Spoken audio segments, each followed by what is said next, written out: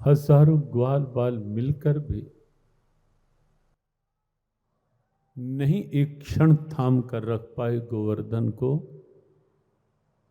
अकेले भगवान के बाएं हाथ की कनिष्ठिका छोटी अंगुली 7 दिन तक थामे रखती है। संकेत यही है कि उसकी कृपा अनुकूल है। तो आप विश्वास रखें, संसार प्रतिकूल भी हो गया, कुछ बिगाड़ नहीं पाएगा।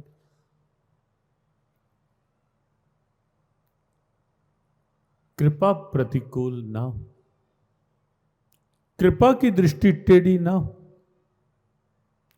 बहुत से रहस्यकारों ने जिस समय दुर्योधन अहंकार में भरकर सिरहाने बैठा था और भगवान ने यूं करके देखा था, टेढ़ी दृष्टि पड़ गई थी।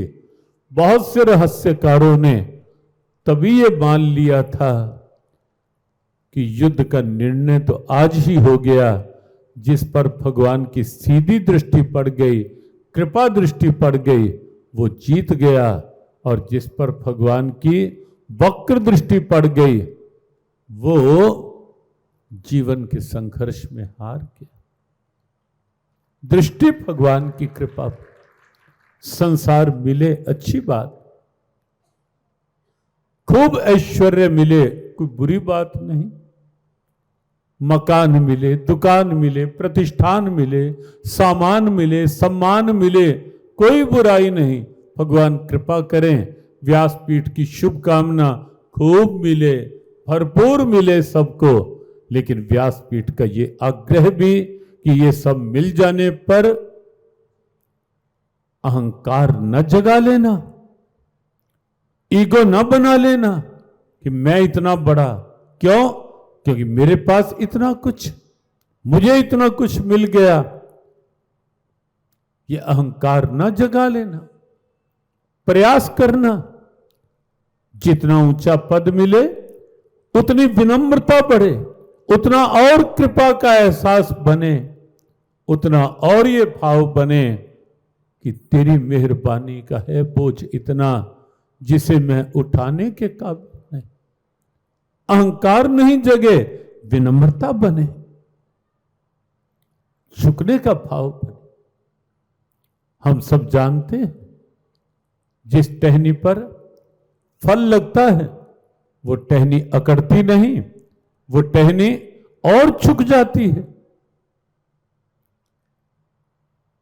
जब भी कुछ ऐसा हो, भगवान की कृपा का आभार प्रकट करना, भगवान की कृपा के आगे और नमित हो जाना।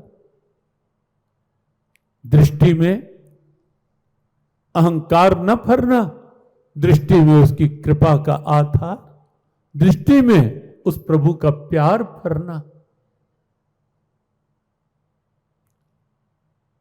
अर्जुन की दृष्टि में वही था और इसीलिए अर्जुन ने यह कहा था कि कृष्ण मुझे आप चाहिए।